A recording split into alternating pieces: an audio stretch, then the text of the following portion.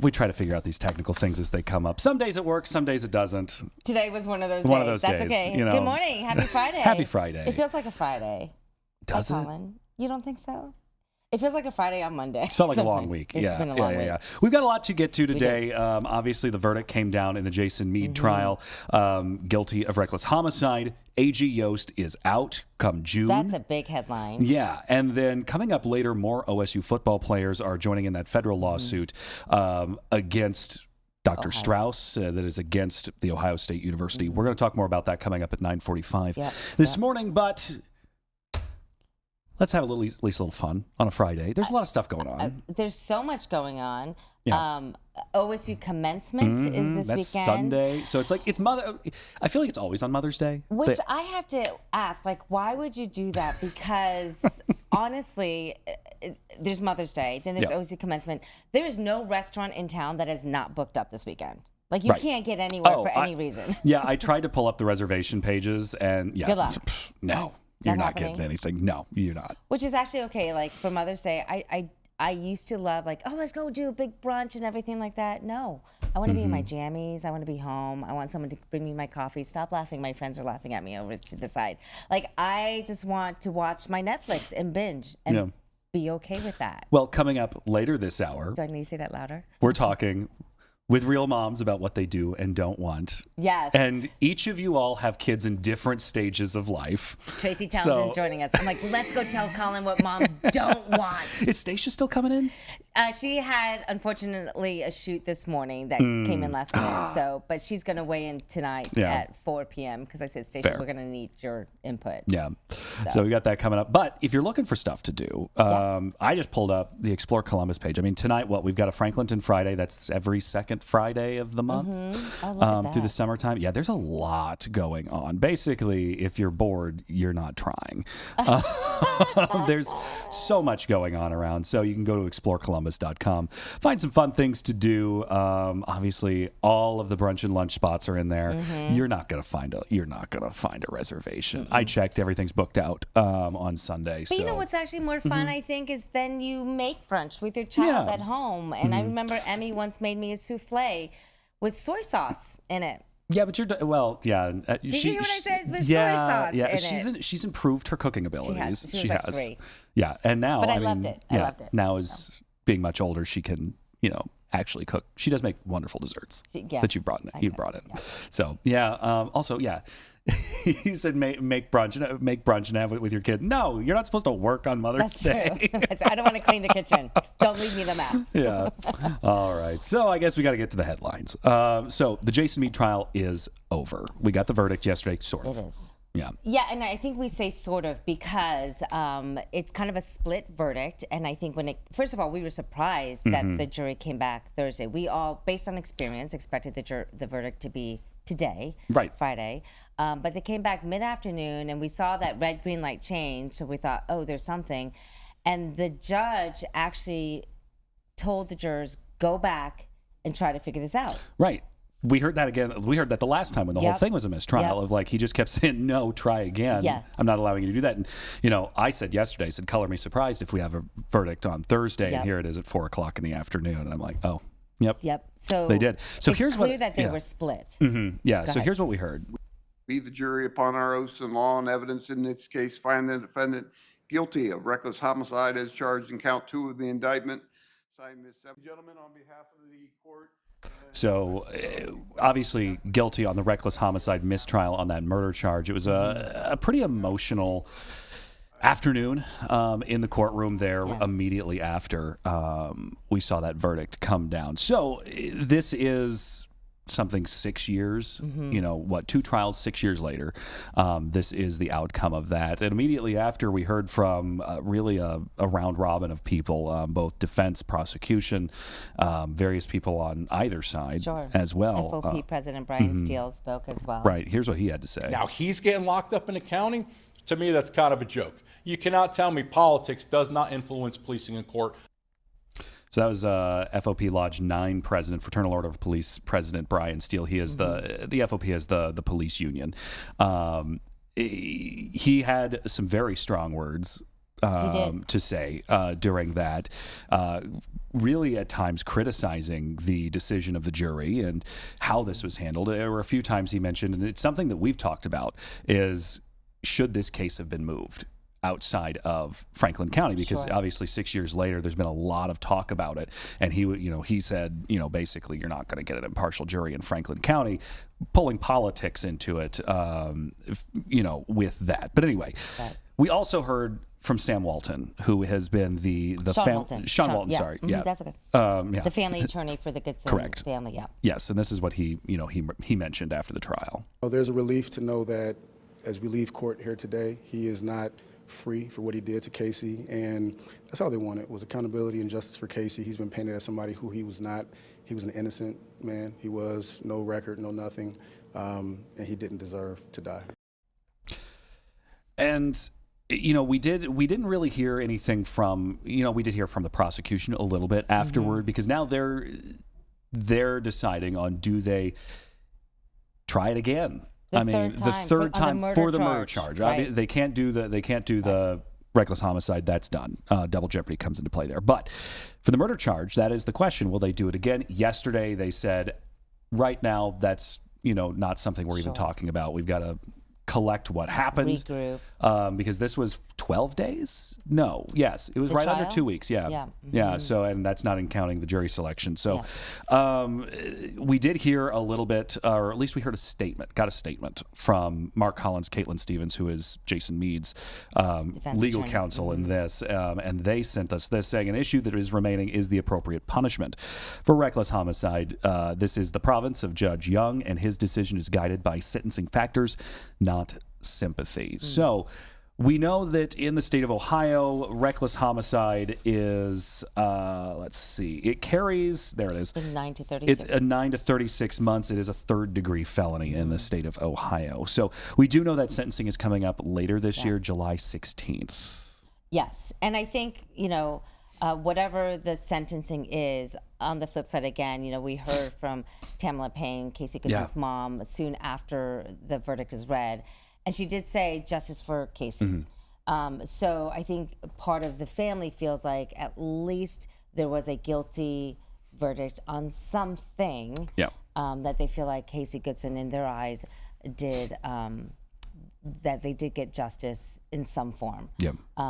Whether or not, I think it was also asked if they would like to see the murder trial, and I think that they too were just, let's pause in this moment and just for them, say we have justice, at least in the reckless homicide, and take it from there. Yeah, and this one was a slightly quicker trial than the last time. The last one went three weeks. 3 weeks.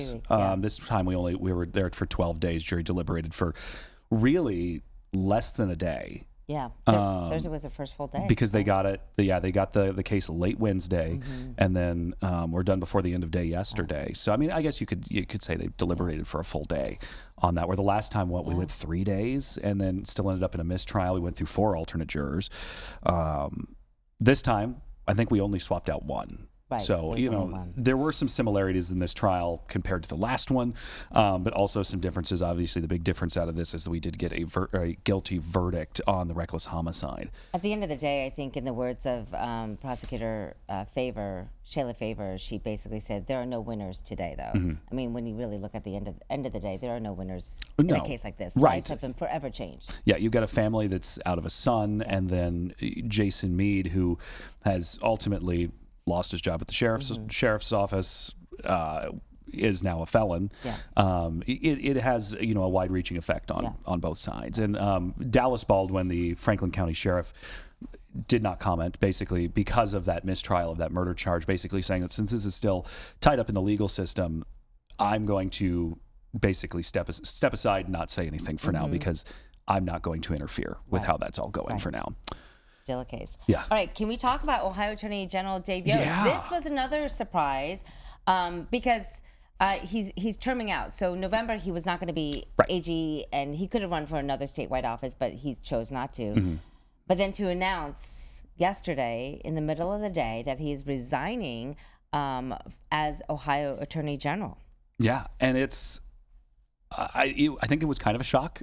but I mean, there had been rumblings about that. But he did put out a video to basically the people that work underneath him that was on YouTube that, we've got. And as part of that announcement, he kind of hinted at who he would like to take over that, because this is a temporary appointment, one way or another, that whomever ends up in this position once he officially steps down in June, they're only going to be there for a few months. Right. So this is what he said about how he wants that office to go for now. And to that end, I've asked him to consider appointing a caretaker for the office, someone who knows the office well, but that is not running for the office. And of course, the name that came first to my mind was John Blanton, whom all of you know. So John Blanton is who he would like the governor to appoint, because this is Governor DeWine's decision to appoint who takes over that office. Now, there are two people who are currently running for that office in November. You've got Democrat John Kulowitz and Republican Keith Faber. Obviously, Keith Faber is the current auditor. State auditor. Right now. So, I don't know. I think some people are like, is he just going to appoint Keith Faber to that office? But then Faber would have to then recuse himself from the auditor's office, and we'd have another appointment.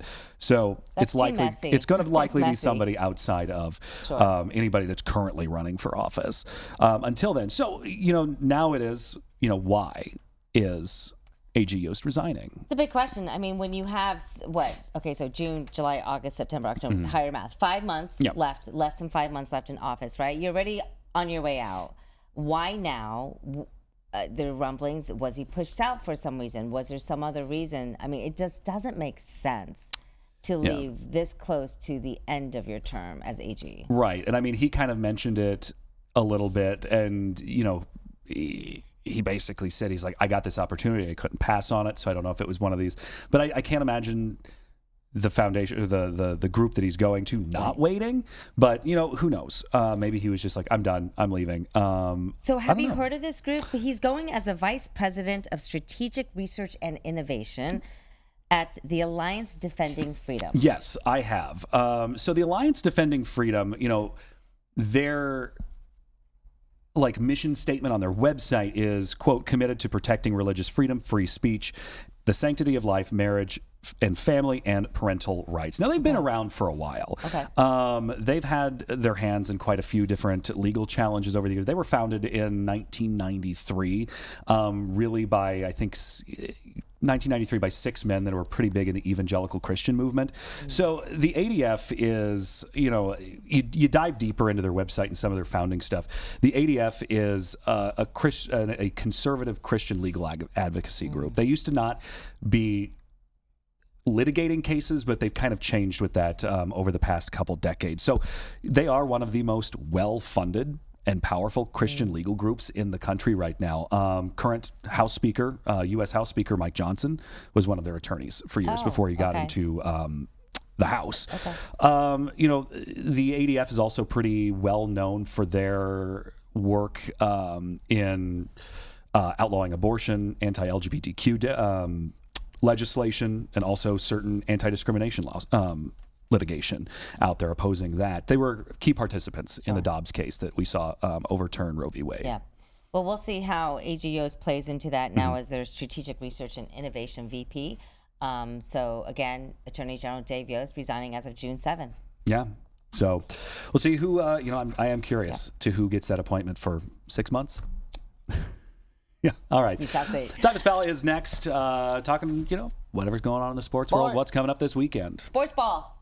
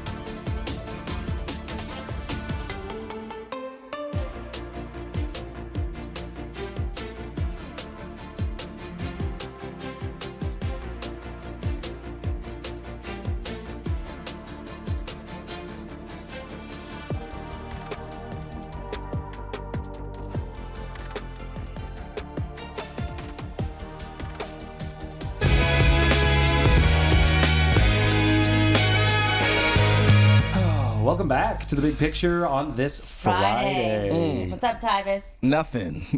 The Cavs have taken everything that's up and flipped it upside They down. took all your juice. Everything. They're like, your mojo You know is what? gone. They did not do well. You know what gets me about them is that they tease. They like tease me. So this is what they do. This is the last 2 games that they played. This is exactly how it went. They start the game off and they get boat raced out the gate. And I'm like, well, this is going to be a blowout. So go to bed early tonight. Third quarter come around. All of a sudden, they like the Golden State Warriors back in the day. They just hitting all kind of shots to make the game close. So now I'm invested. Now I have to watch. We get to the fourth quarter and the Pistons go up. But it's never enough to where like the game's over. It's like the Cavs is still right there. So now I got to watch it. I used to go to bed You're about losing sleep. I used to go to bed about 9:30. I'm up at like 9:50, and it's like 2 minutes left, but the Cavs is only down by 6. So like, there's a chance, and then they lose, and then I just I think to myself, why didn't I just go to bed at 9:30? Because it's the same result. Yeah, So that's where I'm at right now. The Cavaliers is just. And they lost by 10 again. Yeah. Just like game 1. Yeah, the Cavs are. It's a lot of no showing going on, and it starts from the top down. It starts Kenny Atkinson. I don't know what's going on. Like the sets, the plays, the bad timeouts. It's a lot there. It's a lot, and I don't know what's going. If he's spooked, I don't know. It's a lot of pressure because I feel like if they don't win, I think they might have to, make some changes. That's just how the game goes. And then Donovan, I think Donovan Mitchell he has to be hurt. He has to be. Just out there faking it. He has to. He's not the same guy that he once was. And the only thing I can think of is the fact that he's hurt, because there is a viral clip that's going around on Twitter or X, whatever you call it, and Dean Wade and him are supposed to make a switch. And Donovan just doesn't go. And Dean Wade and Duncan Robinson shoots a wide open 3, boom. And it's kind of been like that. He's just like not running like he's supposed to. So I don't know if it's a hamstring, a quad thing. I don't know. James Harden is completely out of it. He needs to just go ahead and retire. That father time has caught up. They say that it's going to catch you at some point. There. They say that age is going to hit at some point. And it hit yesterday in the playoffs. He can't do anything right anymore. I mean, he just turning the ball over at a high clip. He can't make a shot. It's bad. Evan Mobley is supposed to be this unicorn. He's supposed to be arguably the best player on this team. 9 points, 1 rebound, 36 minutes of play. You are not happy today. It's not happy. But you know what the funny thing is? I'm gonna get up here and go on this rant, and guess what they're gonna do tomorrow? They're going to win. They're going to win by like 8 points tomorrow. Because they hurt you. Yeah, they're going to win by 8 points, and they're going to say, oh, we got to protect home court, and they say that the series don't start until somebody loses at home and all of that. The Cavaliers it's over. What Take the L out of Lover and it's over. What they're saying is Tyvis needs his beauty sleep, so they're going to win for him. That's not going to happen. They're going to win game 3. So it's going to be 2-1. And game 4 is going to be, if the Cavs win, we got us a series. If the Cavs lose, it's done. And I don't know what to expect. And the sad thing is, I don't know what to expect from them. It's like they're playing like they kind of want it to be over. Because I think it's going to be changes. I think from the top down, it's going to be changes. It has to be. You can't keep running the same thing back. That's what they call insanity. Definition of insanity. Which we might be witnessing right here. This is the breakdown. Game 3's home, right? So that should help. Yes, the next 2 games are at home. Tom. It goes 2-2, 1-1-1. Right. So yeah, but they have not won a game on the road in these playoffs yet. They lost to Toronto every game on the road. They're losing to Detroit every game on the road, and Detroit is the higher seed, so they get the extra home game. If it goes 7 games, that's in Detroit. All right. Well, we can do it. Before we let you go, something that a lot happier. We're celebrating your wife this Sunday with the kids. Yes, looking for a good day of that. Kids probably got to get the kids away from her. She just needs a day of rest. She's at that stage of pregnancy where sleep is the best thing. It just her back is not feeling well right now. think it might be a big boy in there. So we just gonna try to get her some rest, get her a nice lunch or dinner, whatever she chooses, if she's even up for that. She might say, you know what, just DoorDash something and bring it upstairs. I'm gonna lay in this bed all day. And she 100% deserves that. Yes. Yeah. So for me, my job is to make sure that the kids are not bothering her and let her get the rest that she deserves. Yeah. And I would say, if I can add my 2 cents, give her like an IOU, like after the baby comes, like present it to her Mother's Day. But This is like a push present. yes. That's what she calls it. Yeah, I'm sure she got ideas. Well, there should be something else besides it. But I'm just saying, like the mom said, give her like this is a pampering.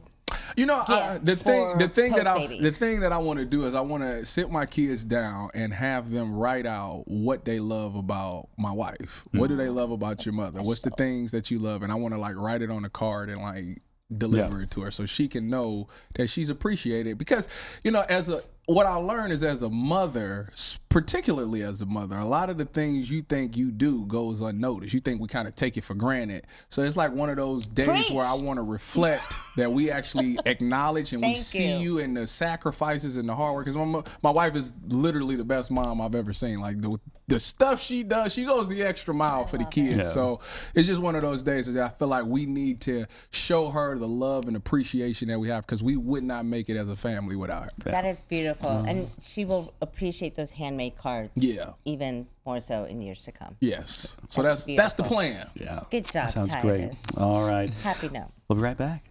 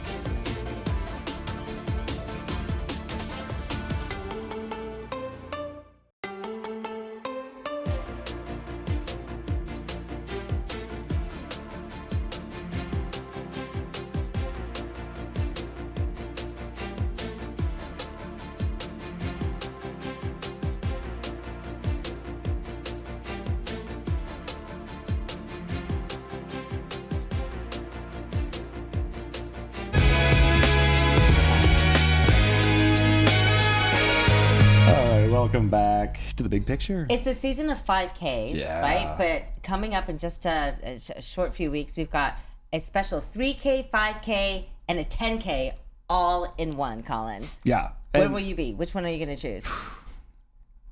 Guys, which one should he choose? 10K. not Or the the- 10K. Not with his knee, though. So you get to do the kids run. Yeah, we'll do Kids that. run. I might do a walk. Yes, we are so glad to be joined this morning by Tim Mills and Nanda Nair. They are with the 2FGR Run for Inclusion.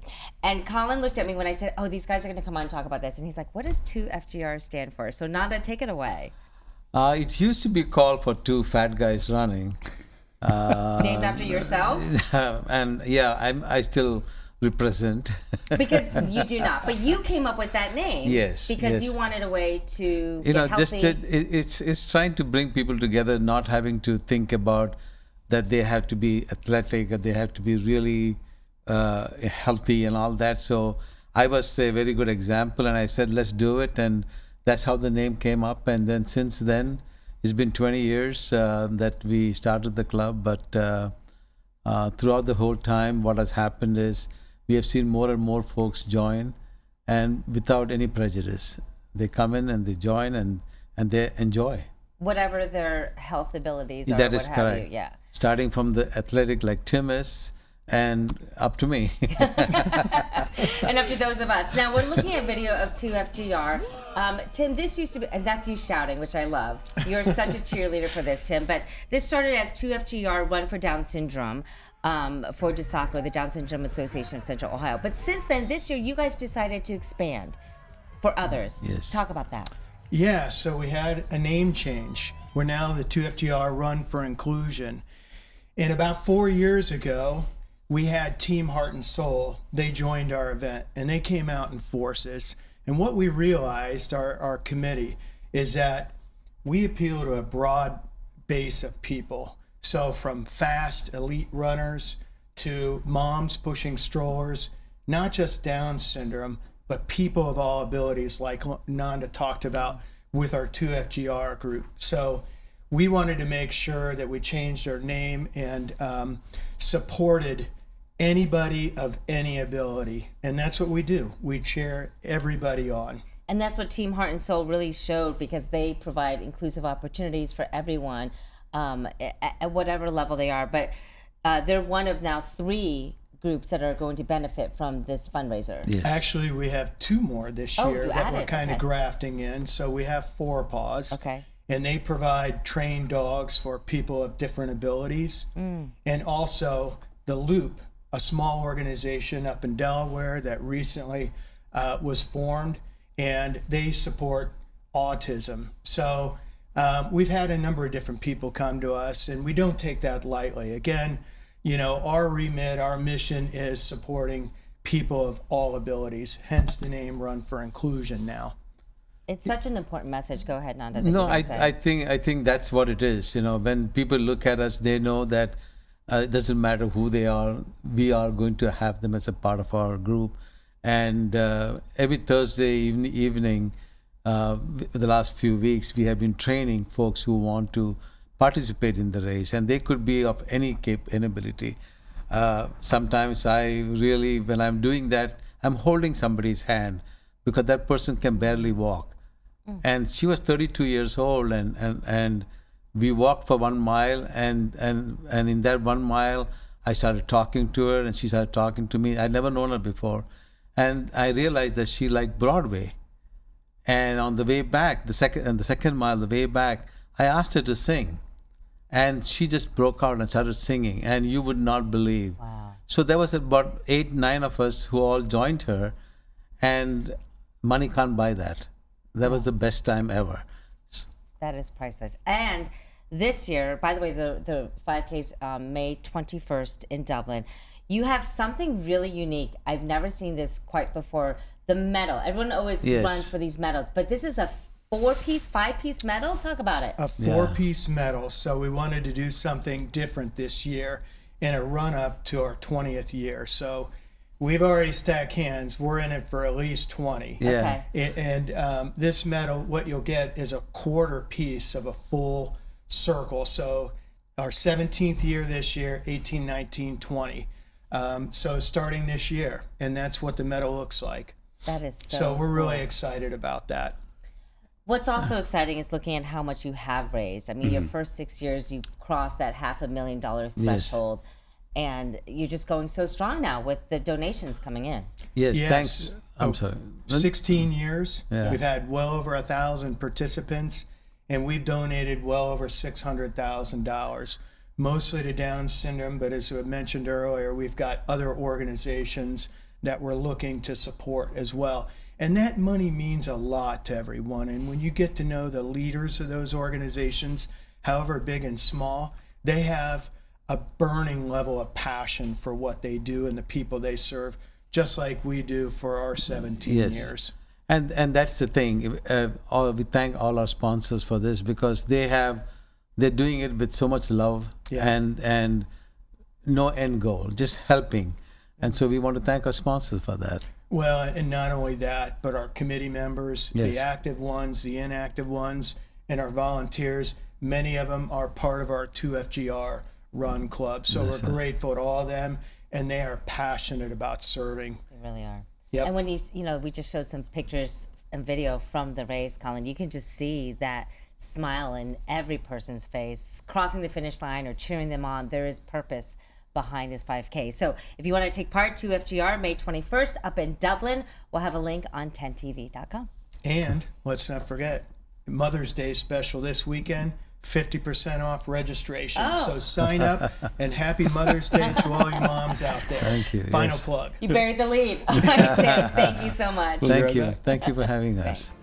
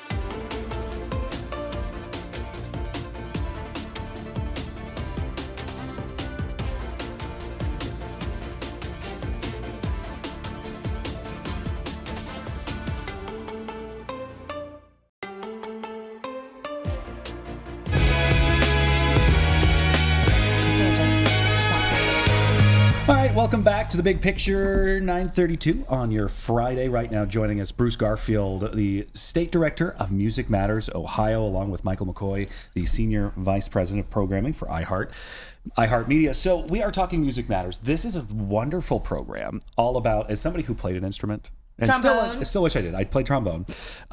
This is all about getting instruments into the hands of kids who otherwise probably wouldn't be able to. I mean, what prompted this? How did we get this started? I served for 7 years as the first executive director of the Columbus Music Commission. And of all the 7 programs I instituted, the one that was the most near and dear to me was called The Gift of Music. It was very successful. I came from a family that was not well off, and my parents couldn't afford to buy me an instrument. But the New York City Department of Education had just instituted an experimental program where your parents could lease an instrument for $2 a month. So my parents could swing $24 a year. I wasn't tall enough to play basketball. I wasn't fast enough to run track. We were in the Bronx, so we had a concrete schoolyard, so there was no football team. But I got to letter in a different sport, and that was in band. And it changed my life. I went on to have a very lucrative career in the music industry and didn't realize for years that I could trace my success back to a trumpet that was provided for me, and it taught me while in school how to look at music from the inside out as opposed from the outside in. So this to me was just the absolute next progressive step. And it was a woman named Donna Collins, who's the executive director of the Ohio Arts Council, that just said, why the heck don't we take this thing statewide? Because we had gathered over $500,000 of instruments just locally. Wow. And I hate to, I'm not trying to age you, but from when you were a kid to today, it's hard to believe that no one in this time span said we need to do this for kids. Because I'm sure there's so many kids that got lost in the system, didn't have musical instruments, that, I mean, thankfully you guys are stepping up to do this now, because there are so many kids that could have had those instruments in their hands, right? Makes a difference, and you're right. Yeah. Oh, I'm so glad. Okay, so Michael, you're part of this instrument drive. It is happening May 30th. Talk about how iHeartMedia and you guys are playing a role. Well, we're just providing the outlet for Music Matters to get their message out, and about where the collection points are across the state. We've got a great footprint across Ohio, touching all corners of the state, and it's the heart of what we do, really. Mm-hmm. You know, it's music.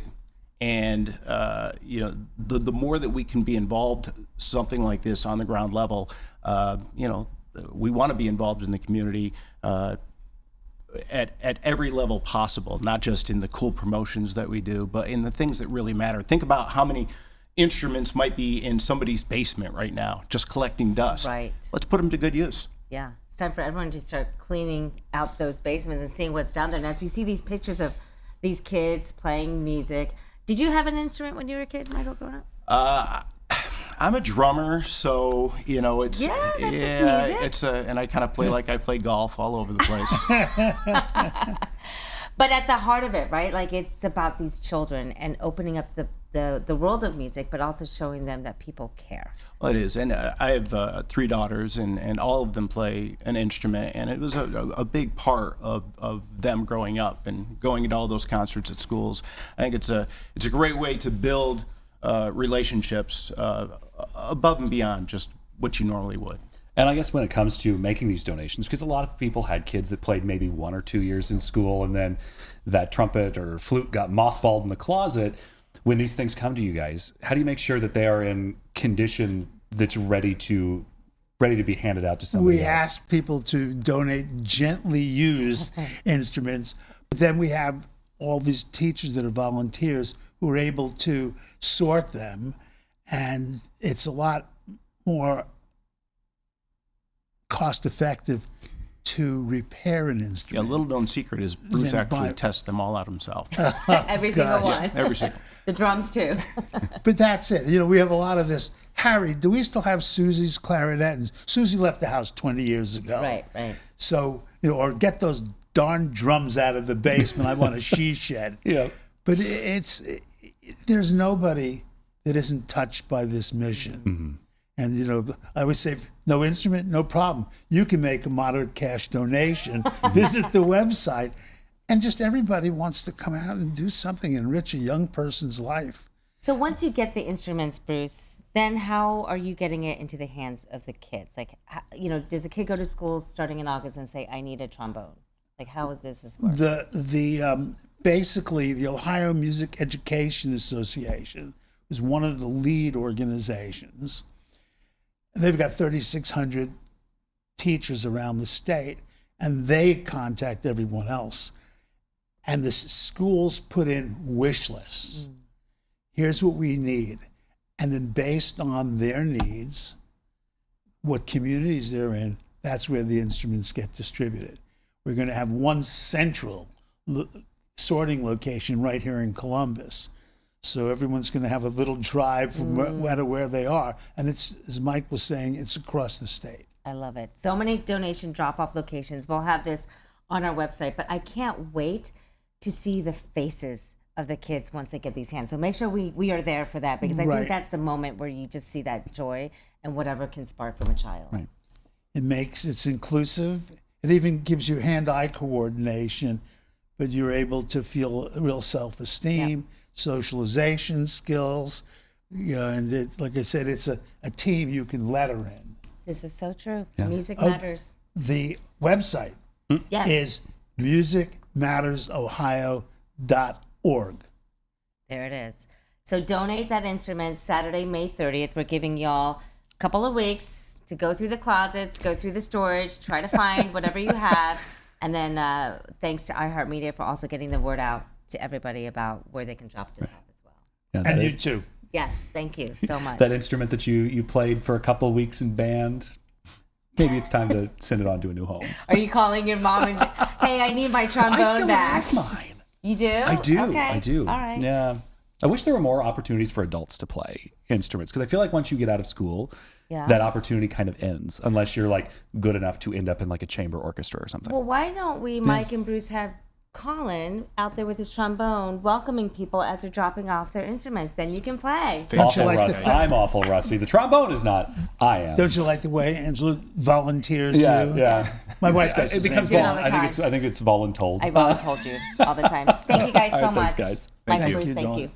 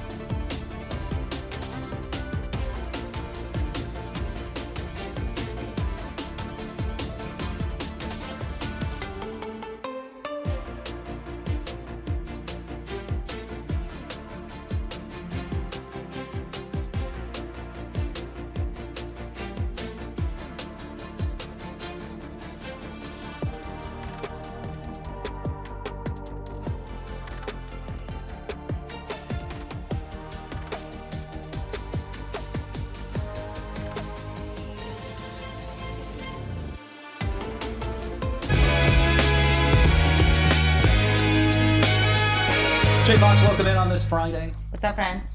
The Ohio News Network is representing. See, I'm excited. I have They got you a polo. I have a polo. That means I get to stay. Oh, jeez. Would you have a chair? Are you okay? I'm fine. We got so excited about your polo. That was on live TV. Yeah. Wow. We've had a That's day. going to make the highlight reel on CBS News. Oh my goodness. But you had such cat-like reflexes. I have two cats, so I'm trained, and I did not hit the floor, which is a good thing. Yeah, that's always a positive. Well, hello and welcome to the show, the Ohio News Network on the move. Yeah. Let's not move too far. And see, this is why sometimes radio is the better medium. Oh my, you went there, didn't you? 41 years of radio, and you want to banish me to the studio. Okay. I'm saying as somebody who has fallen out of chairs and stuff in radio. No one sees it. It usually happens in radio. Oh my God, yes. But it never happens Because on TV. you worked at the places that took the backs off chairs. Well, that's because my last correct. one did too. Yes. They didn't want What you guys comfortable. are missing in all Anyway. of that was my mom reflex instinct of how quickly I grabbed your You arm did. and saved your life. You did. We owe it all to Angela The Ann. mom arm in the car. That's Yes, right. it was like whoosh. You will not Okay. fall on my dime. All right. Do we even have time to talk about our story? Sure we do. Whatever. Sure we do. We got one story. We got What like do we 6 have? minutes. All right. Okay. Go for it. So hard pivot to really something say that. we talked about earlier this week. We're talking the continuation of the Richard Strauss scandal. Yeah. More Ohio football players, former football players have joined the federal lawsuit against the university. Yeah, we learned yesterday that an additional 30 former Ohio State University football players, including team captains and NFL veterans, have announced their intention to join this class action lawsuit against the Ohio State University regarding sexual abuse by former team Dr. Richard Strauss.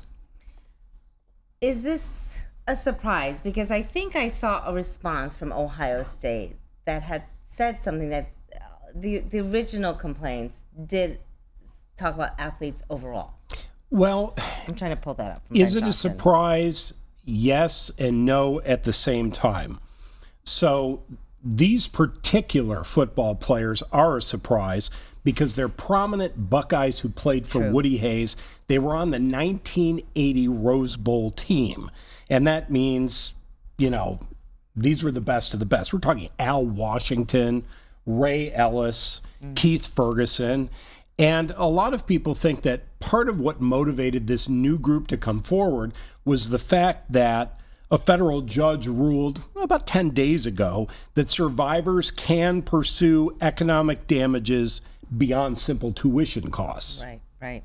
And so I should know, I did find what Ben Johnson said, that they did say the Perkins-Cole report that came out years ago did discuss the football program. But to your point now, we are getting specific names, very prominent names, and that's what people are It's not saying. just the wrestlers. So attorney Rocky Ratliff tells us that many of them came forward after the initial 2018 lawsuit, but the issue facing them at the time and even for years prior was shame.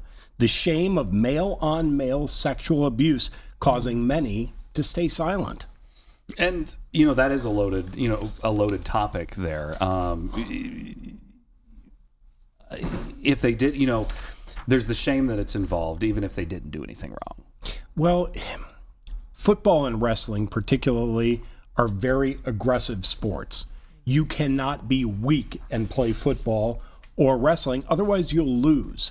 So that perceived weakness has fostered a culture of machismo in those particular sports, and being victimized is often seen by these players as that sign of weakness. Then there's also the issue of blaming themselves for not fighting it back, or their perception that they actually allowed this to happen. And then we get into the weeds, the stigma of male-on-male sexual abuse. Estimates suggest, this surprised me, almost 100,000 male rapes occur each year, and that as many as 95% of them go unreported to law enforcement. And lastly, the fact that the university was silent about the whole matter during the 70s and the 80s, that further reinforces this cycle of silence and shame. It does. And earlier this week, we saw the depositions released for the civil litigation that is currently going on with about 100 survivors against Ohio State. And in those depositions, I think what was the reason these are important to read and go through is because it really tells what key people at OSU knew and when they knew it, to that whole point of how they kept it silent. So you had the likes of former OSU athletic director Andy Geiger saying what he knew and what he didn't. Also Archie Griffin, when he was a player, an athlete during the time of Dr. Strauss. And he also said, I heard nothing. I didn't know anything, even in his later years as Alumni Association president. You were a student at OSU during that time. I was there from 87 to 91. Did you ever hear of any of this? I mean... No. Now, I had friends who were in athletics. I had a friend on the football team and a friend on the basketball team. No friends in wrestling, but nobody said anything. Now, does that mean it didn't happen? No. It means it wasn't being talked about at the time. Going back to the stigma that you were talking about. Yeah. Well, as we said, OSU is talking now, and they are saying that, regardless of this new development with the football players, regardless of the civil litigation, that they are trying to rectify the situation, that they have already paid out a settlement. I think, what is it, Collin? More than $61 million? $61 million. Yeah, it's a lot of money. 317 survivors. That's a lot. Yeah. and there are more that are in active mediation right now. Right. So when this all comes to finality, that figure could be closer to $250 million.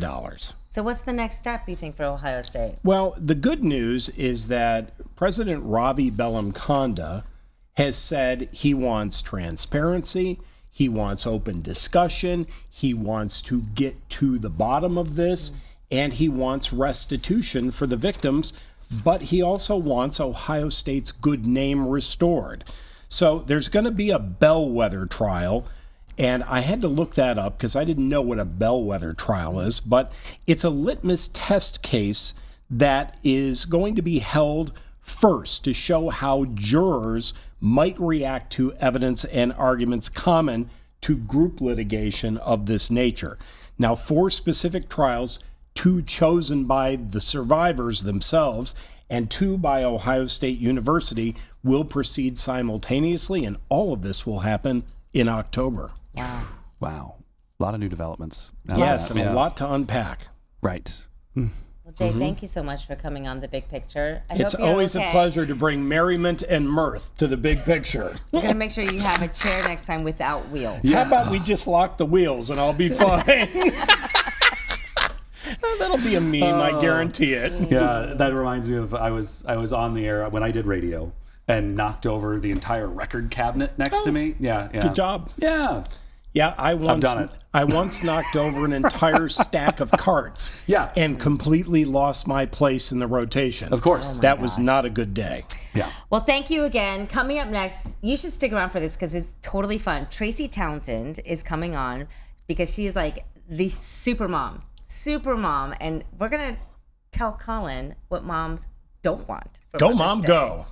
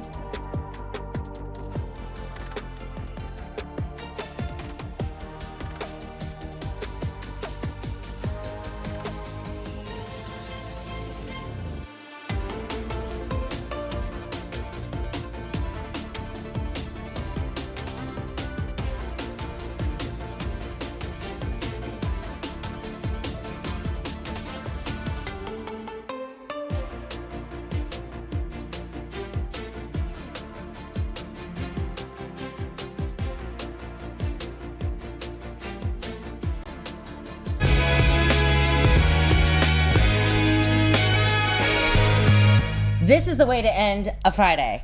Dun, dun, dun, dun, with Miss Tracy Townsend joining The Big Picture. This is very exciting. I love this. First time on? Yeah. Long-time viewer. And that's what I'm supposed to say. Yeah, exactly. Long-time viewer, first-time commenter. Yeah, so I just want to say happy early Mother's Day to my good friend Trace. And to you, I know. This is like back in the day, like Yes. Mother's Day. So, okay. Do you have like big plans for Sunday?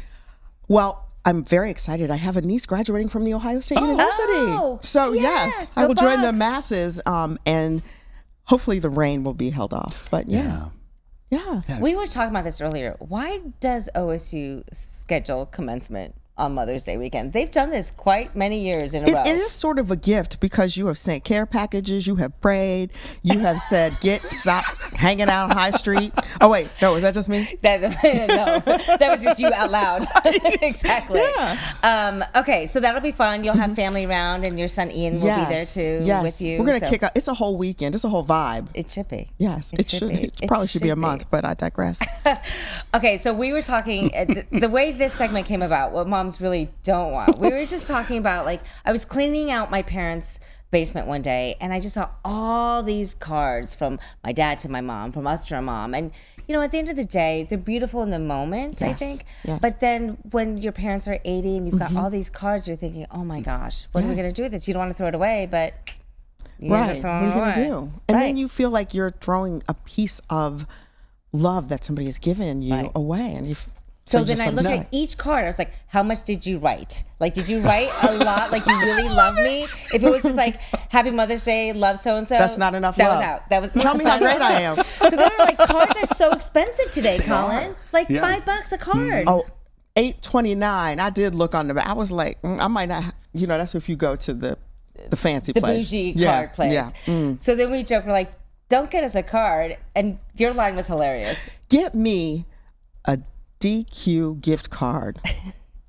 I did do it. I dropped a brand name there. We drop all the time. I love some ice cream. Get me that's a really good, that's a card I can use and reuse. Yeah, exactly. Something to use. I'm not going to say what I got Mom because I know she watches this. Oh, she does. Well, it's Friday. She won't watch it until Monday, but I'm not going to say it don't just say in it. case. Just say it. Yeah. So, and, you know, both of you, your children are at, you know, kind of different stages of life. Yeah. So, I mean, obviously the Mother's Day gifts have changed over the years. They have. And I think the ones that have stayed closest to me were the handmade ones, right? Yes. So again, if it's a card, have a handmade card, right? That like I can see your cute little handwriting when you were 4, and right? How you drew pictures and flowers. Right. I got a coupon book one year, and it was adorable. Aww. And I still have it. He probably would cringe. I hope he doesn't watch this. Is it still redeemable? Right. One day I'm like, remember, this was a bargain. Can you still do these things? Never expires. Never expires. I think you should totally like bring him out next. Like sometimes starts acting up and be like, remember, you said you would do the laundry. But I think those are the ones that, like, you know, as people rush around and try to, I love flowers, but at the end of the day, like, those flowers will come and go. I want something that lasts. Absolutely. And I did look this up. The National Retail Federation says that people are expected to spend a record, we getting record money this year, $38 million. What? A Mom's Day? No, I'm sorry. That's $38 billion. $38 billion. Yeah, moms deserve it. $38 billion, yeah. Moms deserve it. And so the average gift of $180 to $284. You don't need to spend all that on me. Let me have a nap. Maybe a beverage. I'm just gonna wink. People can't see that wink. Maybe That's exactly, like time too, right? I want to spend that time and make that memory. And like Tyva said, it's like I'm gonna take the kids. Let her have her time. Yes. Because Tyvis has baby number 3. Yeah, I was going to say, I know why he's doing that. It's going to be Mother's Day for real. Every day. Yes. I remember, though, once for Mother's Day, or maybe it was Christmas, I can't remember, but I got a blender. And everyone's like, what? I got to tell you, though, people knock blenders as a present. It's a good gift. It's a good gift. It's versatile. Heck yes. And it still works. Yes, exactly. Because then that's like something we can use and we want to use, and it's making our life easier. Yes. See what we did so there? I did ask some of my friends. I went to the source here is Mother's Inc. And I'm not naming names, but one mom said she does not want her daughters to cook dinner because they need more practice. Oh. Whoa. Yes. What else? Also, these are anonymous. Somebody said, I don't want to be expected to cook a thing. Okay. No heart necklaces, which I thought was kind of cold. Oh. No heart necklaces. Oh, okay. No more perfume unless you checked, and my favorite one is low. And this is a good one for a college town. No mug or cup with mom on it. That's for the moms with the college teens. Yeah. Don't bring me one of those. One of my friends got to the point. I don't want to receive a gift that screams, I forgot to get your Mother's Day gift, so I got you this last minute mess. She names the store. I will not. Oh my gosh. Those are good. Those are good. Yeah. What moms don't want. You heard it right here, man, from two experienced moms. Yes. But Supermom right here, she's I'm got not the super. tea. That's you. Yeah. She's got the tea. Yes. Happy Mother's Day. Happy Mother's Day to you And too. to your mommy. Yeah. Yeah. So make a couple phone calls. You have to tell us on Monday what you ended up getting, Mom. So Tracy we can- knows. I do know. I'll tell you. FaceTime your mom too. She wants to see your face. Yeah.